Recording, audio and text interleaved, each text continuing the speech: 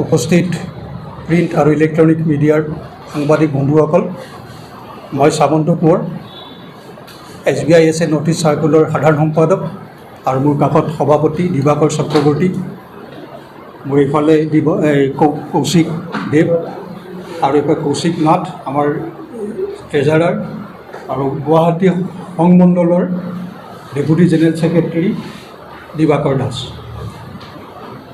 তো আপোনালোকক আজি আমি আহ্বান জনাইছিলোঁ, আমি এখন প্ৰেছ মিটৰ সংবাদমেলৰ এইকাৰণে আহ্বান জনাইছিলোঁ।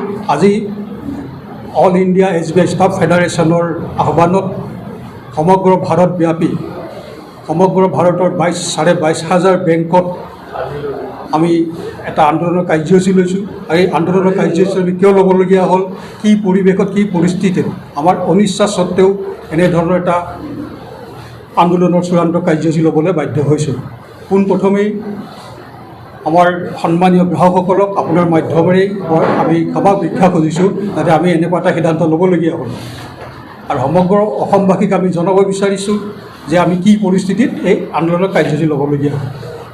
এই যিখিনি কাৰ্যসূচী লৈ আমি আন্দোলন নামিছোঁ, এটা দীৰ্ঘদিনীয়া দাবী আছিল, এটা দীৰ্ঘদিনীয়া আমাৰ আলোচনা হৈছিল, দীৰ্ঘদিনীয়া নিবেদন হৈছিল। আমাৰ ষ্টাফ ফেডাৰেশ্যনৰ আন্তৰিক প্ৰচেষ্টাত বহুত ধৰণী আলোচনা হ'ল। আলোচনাত বেংকৰ ঊৰ্ধ্বতম কৰ্তৃপক্ষই আমাৰ বিষয়ে শুনে, আমাৰ দাবীবোৰ স্বীকাৰ কৰে, কিন্তু ফলৱতী একো নকৰে। কোনো ধৰণৰ তাৰ ওপৰত তেওঁলোকৰ ফলপ্ৰসূ সিদ্ধান্ত নলয়, যাৰ ফলত আমাৰ এটা সীমা চেৰাই গৈছে। সদায় তেওঁলোকে এটা টেক্টিছ লয়, delaying tactics, next 15 days, next 10 days বুলি আজি বছৰ ধৰি আমাক এনেকৈ ধৰণে আগুৱা ভাবিছে। আৰু সেইকাৰণে আমি আজি এই আন্দোলনৰ কাৰ্যসূচী লৈছোঁ। যোৱা 2 মে' তাৰিখৰ পৰা আন্দোলনৰ কাৰ্যসূচী আৰম্ভ হৈছে। আন্দোলনৰ কাৰ্যসূচী আমি CLCত আমি কেন্দ্ৰীয় শ্ৰম আয়ুক্তক আমি সমাধান পৰ্টেলত আমাৰ দাবীবোৰ সন্নিৱিষ্ট কৰি চিঠি দিছোঁ, আৰু তাৰ সমান্তৰালভাৱে আমি গোটেই ভাৰতব্যাপী বেজ ৱেৰিং কৰিছোঁ, আৰু 3 তাৰিখে আমাৰ ধৰ্ণা দিছিলোঁ। আৰু সেই কাৰ্যসূচী অনুযায়ী আমি সংবাদমেল পাতিছোঁ। সেইকাৰণে ৰাইজক আমি অৱগত কৰিব লাগিব আমি কি কাৰণে কৰি আছোঁ। আজি দীৰ্ঘদিন ধৰি বেংকত মেছেঞ্জাৰ ৰিক্ৰুইটমেণ্ট নাই। মেছেঞ্জাৰ এটা বেংক পৰিচালনা হয় 3টা স্তৰত: ছুপাৰভাইজিং ষ্টাফ, ক্লাৰ্কেল ষ্টাফ, লগত মেছেঞ্জাৰ ষ্টাফ।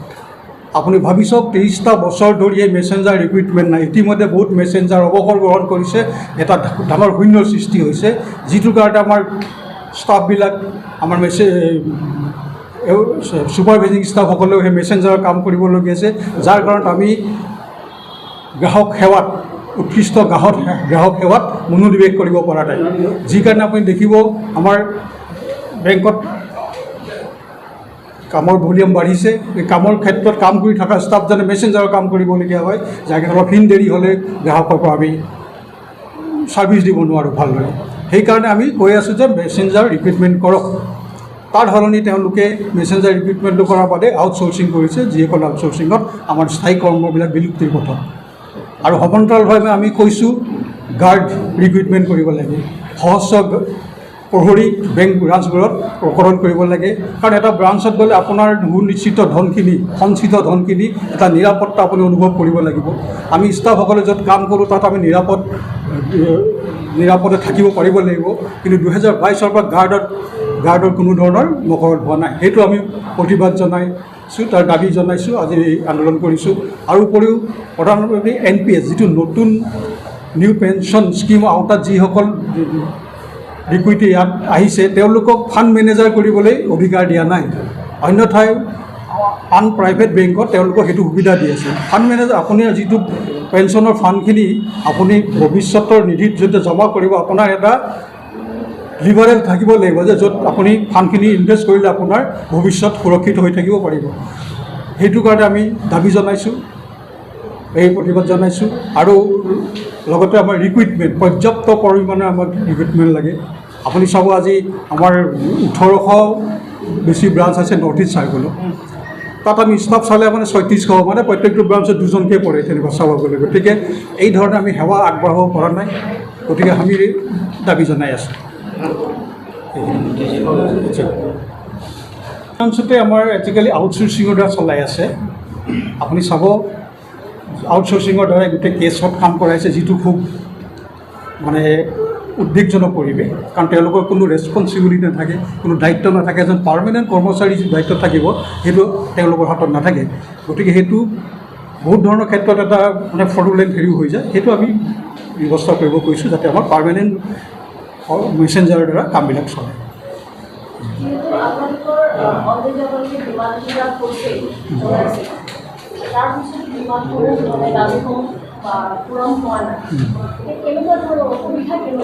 চব আমি একদম অনিচ্ছাস্বত্বে আন্দোলন কাৰ্যসূচী ঘোষণা কৰিছোঁ। আমি তেওঁলোকে দাবী মানি ল'লে আজিয়ে আমি উইথড্ৰ কৰিব ষ্ট্ৰাইক। আমাৰ কোনো হেৰি নাই, উদ্দেশ্য নাই যে এনে ষ্ট্ৰাইক কৰি 25-26 তাৰিখে আমি সৰ্বাত্মক ধৰ্মঘট দিছোঁ। যি ধৰ্মঘটত গোটেই ভাৰতত 22,500 ব্ৰাঞ্চ গোটেই কৰ্ম স্তব্ধ হৈ যাব। আমি তেনেকুৱা পৰিৱেশ বিচৰা নাই। এতিয়াও সময় আছে, 24-25 আমি আন্দোলনৰ কাৰ্যসূচী জনাই আছোঁ। গতিকে দেখা যাওক আমাৰ ঊৰ্ধ্বতন কৰ্তৃপক্ষে কি কৰে। ইতিমধ্যে 13 তাৰিখে তেওঁলোকে আলোচনাত মাতিছে, চাওঁ কি হয় আলোচনা।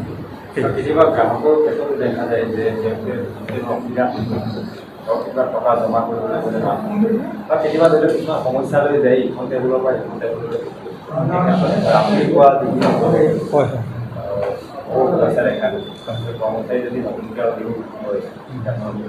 হয় হয় সেই সুযোগটো আমাক লাগে। ইয়াত কৰ্মচাৰী পৰ্যাপ্ত পৰিমাণে লাগে। আজি আপুনি প্ৰাইভেট বেংকবিলাকত চাব, কাষ্টমাৰতকৈ তেওঁলোকৰ সংখ্যা বেছি হেৰি কৰ্মচাৰী, সেই অনুপাতে আমি দিব পৰা নাই তেনেকুৱা। আপুনি চব 30টা বছৰে যদি এটা মেছেঞ্জাৰ ৰিপেয়াৰিং কৰা নাই, 2022 পৰা ঘাট কৰা নাই, এইটো আমাৰ য়েছ য়েছ আমাৰ ভাৰতবৰ্ষত আপোনালোক আচৰিত হ'ব, ভাৰতবৰ্ষত আমাৰ কাষ্টমাৰৰ সংখ্যা হ'ল 54 কোটিৰো অধিক। এইটো যদি আপুনি ইউৰোপ, লেটিন আমেৰিকা এটচেট্ৰা গোটেই মহাদেশৰ, আপুনি যদি অষ্ট্ৰেলিয়া যদি পপুলেশ্যন লয়, তাতকৈও বেছি আমাৰ ষ্টেট বেংক অফ ইণ্ডিয়াৰ কাষ্টমাৰ বেছ। আৰু আটাইতকৈ ডাঙৰ কথা, আমি ভাগ্যৱান যে ইমান ডাঙৰ এটা এণ্টিটি, ইমান ডাঙৰ এটা বেংক, এইটোৰ মালিক ৰাইজ, আজিলৈকে ৰাইজ হৈ আছে। আমাৰ অহৰহ প্ৰচেষ্টাৰ ফলত এইটো পাব্লিক ছেক্টৰত আছে। আৰু পাব্লিক ছেক্টৰত যিহেতুকে আছে, আমাৰ মূল কৰ্তব্য, যিহেতু মালিক হ'ল ৰাইজ, ফলত ৰাইজৰ হকে আমি কাম কৰিব লাগিব। আৰু ৰাইজে যাতে সুযোগ সুবিধাবিলাক পায় তেওঁলোকৰ কাম কাৰ্যৰ, তাৰ কাৰণে এটা সংযোগী বাতাবৰণ তৈৰি কৰিব লাগিব, সুস্থ বাতাবৰণ যাক বোলে। আৰু তাৰ এটা বাতাবৰণ তৈৰি কৰাৰ ক্ষেত্ৰত ডাঙৰ এটা হেৰি হ'ল যে তাত নিয়োগ কৰিব লাগিব।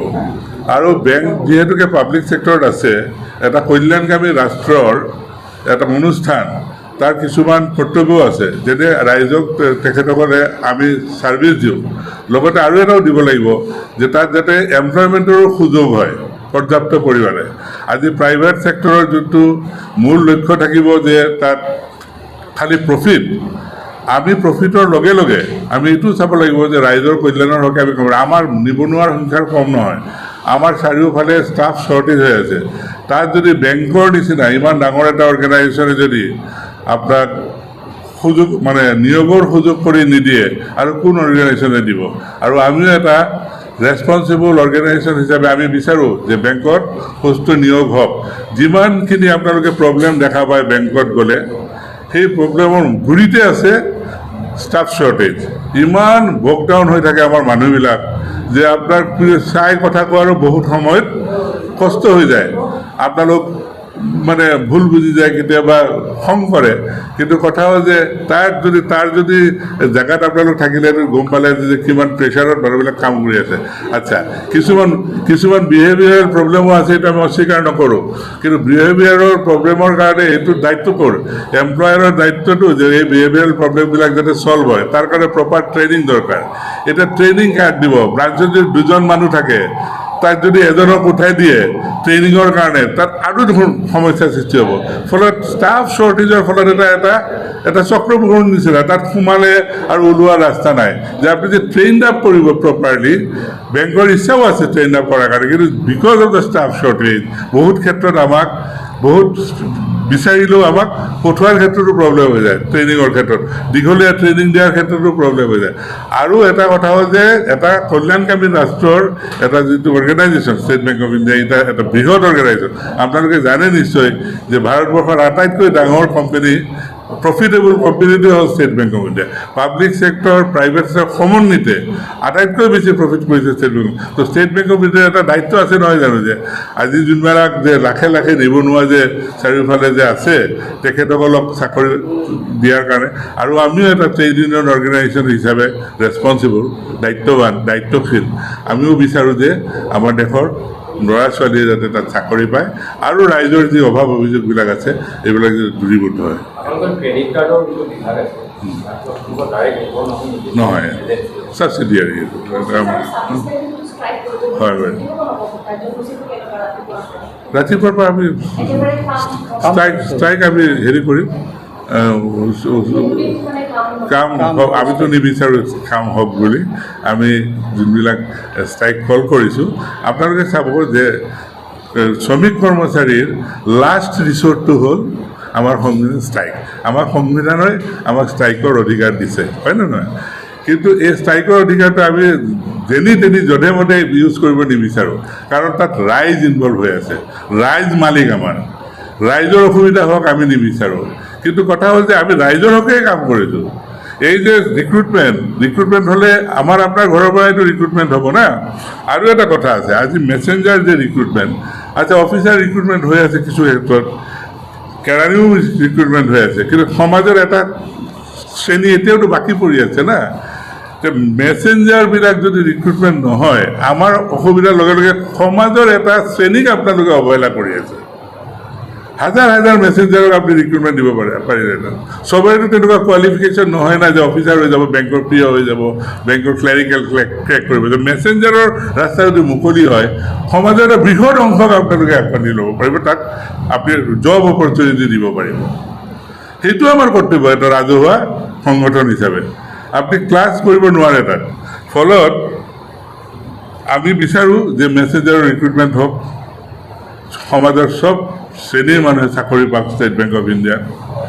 আৰু এটা কল্যাণকামী অৰ্গেনাইজেশ্যন হিচাপে আমি ৰাইজক যাতে আৰু ভাল সেৱা আগবঢ়াব পাৰোঁ। কিন্তু আজিকালি দেখা পোৱা যায় CSP-লৈকে CSP-বিলাক যিবিলাক কোনোবা আছে তাতেই চব কাম তাতে তেওঁলোকে কৰে। সেইটোৱেতো আমাৰ মানে ক'বলগীয়া আছে। এইখিনিতো CSP-য়ে কৰে, কিন্তু এইটো হয়তো বা কিছু ক্ষেত্ৰত এইটো অপৰিহাৰ্য কৰিব লাগিব। ইমান বিশাল আপোনাৰ ভাৰতবৰ্ষত 54 কোটি মানুহক ষ্টেট বেংকত CSP নোহোৱাকৈ কাম কৰি দিয়াটো অলপ অসুবিধাজনক। কিন্তু কথা হ'ল CSP থকা স্বত্তেও ষ্টেট বেংকৰ ব্ৰাঞ্চে বহুত জেগা আছে মানুহক তাত ৰিক্ৰুটমেণ্ট দিব পাৰে। আৰু 30 বছৰ ধৰি মেছেঞ্জাৰ চবে জানে, কিন্তু মেছেঞ্জাৰ ৰিক্ৰুটমেণ্ট, কাৰণ মেছেঞ্জাৰৰ কাম কৰিব লাগে না। নোট শ্বৰ্টিং কোনে কৰিব, বাণ্ডলিং কোনে কৰিব, আপোনাৰ ভাউচাৰবিলাক যি ইমান জেনেৰেট হয় সেইটো কোনে চাব, এইবিলাক বিভিন্ন তাৰ ৰেকৰ্ড কিপিঙৰ প্ৰশ্ন আছে। তো এইবিলাক বিভিন্ন কাম ব্যাহত হৈছে। আৰু বহুত ক্ষেত্ৰত দেখা গৈছে যে আউটচোৰ্চিং কৰিলে কি হয়, আৰু আজি যদি এটা সাধাৰণ ঘৰৰ পৰিয়ালৰ ল'ৰা ষ্টেট বেংকত চাকৰি কৰে, তাৰ যোনটো দৰমহা হ'ব, কোনো এজেঞ্চিৰ আণ্ডাৰত যদি আউটচোৰ্চ এমপ্লয়ী হিচাপে যদি সি কাম কৰে, নিশ্চয় সেই সুযোগ সুবিধা সি নাপায়। কিন্তু তাৰ সেই যোগ্যতা আছে, সেই আউটচোৰ্চ এমপ্লয়ী হিচাপে আমাৰ তাত কাম কৰি থাকিব পাৰিছে। কিন্তু তেনেহ'লে সেই যোগ্যতাটো সি ষ্টেট বেংকৰ এমপ্লয়ী হিচাপে কিয় সি সুযোগ নাপাব? সেইটো এটা প্ৰশ্ন আমি সন্মুখীন হ'ব লাগিব না। তো আমি বিচাৰোঁ যে চবতে চাকৰি হওক, আৰু সমাজৰ যিমান চব শ্ৰেণীৰ মানুহ, চব ক্ষেত্ৰৰ মানুহে যাতে ষ্টেট বেংকত চাকৰি পায়। চনদৰ ভিতৰত মেছেঞ্জাৰ পদত নিযুক্তিকৰণ, যিটো অধস্তন কৰ্মচাৰীক আমি নিযুক্তিকৰণ বিচাৰিছোঁ, সহস্ৰ প্ৰহৰী নিযুক্তিকৰণ আৰ্ম গাৰ্ডৰ বিচাৰিছোঁ, আৰু NPS কৰ্মচাৰীসকলৰ বাবে পেঞ্চন ফাণ্ড মেনেজাৰ পৰিৱৰ্তনৰ বিকল্প সেইটো বিচাৰিছোঁ। আৰু 2019 চনৰ পিছত নিযুক্ত কৰ্মচাৰীসকলৰ বাবে ইণ্টাৰ চাৰ্কুল ট্ৰান্সফাৰ বিচাৰিছোঁ। কাৰণ আমাৰ 17টা চাৰ্কুল আছে ষ্টেট বেংকত গোটেই ভাৰতব্যাপী। এই 17টা চাৰ্কুলৰ কিছুমান চাৰ্কুলৰ কৰ্মচাৰী আমাৰ চাৰ্কুলত আছে, তেওঁলোকৰ সেই যিটো ট্ৰেন্সফাৰ পলিচিটো বন্ধ কৰি থৈছিল একপক্ষীয় সিদ্ধান্তত, আমি সেইটো দাবী জনাইছোঁ অনতিপলমে এইটো মুকলি কৰি দিয়ে। আৰু স্থায়ী চাকৰিৰ আউটচোৰ্চিং বন্ধ হওক, আৰু পৰ্যাপ্ত কৰ্মচাৰী নিযুক্তি কৰক, কেৰিয়াৰ প্ৰগ্ৰেশ্যন স্কিম পুনৰালোচনা কৰক, আৰু 10 বাইপাৰ্টেড ৰিটায়াৰিছৰ বাবে 8ম ষ্টেগনেশ্যন ইনক্ৰিমেণ্ট, চিকিৎসকৰ পৰামৰ্শ মাচুল নিৰ্ধাৰণ দিনাংক 15/7/24 পৰা আহ্বান কৰক। মেডিকেল ৰিম্বাৰ্চমেণ্ট স্কিম উন্নত কৰক। আমি যিবিলাক মেডিকেল ৰিম্বাৰ্চ পাওঁ সেইটো উন্নত কৰিব বিচাৰিছোঁ। আৰু 7ম বাইপাৰ্টেড ছেটেলমেণ্ট, অৱসৰকাৰীসকলৰ পেঞ্চনত সকলো উপাদান সংযোজন কৰক। আৰু HRMSৰ বিসংগতি সমাধান কৰক। ৱৰ্কমেন এমপ্লয়ী ডিৰেক্টৰ নিযুক্তিকৰণ, কাৰণ বেংকত 2014 চনলৈকে ৱৰ্কমেন ডিৰেক্টৰৰ ব্যৱস্থা আছিল, কিন্তু 2014 পৰা এই বস্তুটো উঠাই দিয়া হৈছে। আমি সেইটো দাবী কৰিছোঁ পুনৰাবৃত্তি কৰিবলৈ। আৰু PF ট্ৰাষ্টি নমিনী নিযুক্তি কৰক। আৰু ক্ৰছ চেলিঙৰ নামত মানুহক বিপথে পৰিচালনা কৰা বন্ধ কৰক। এইকেইটাই আমাৰ দাবী আছে।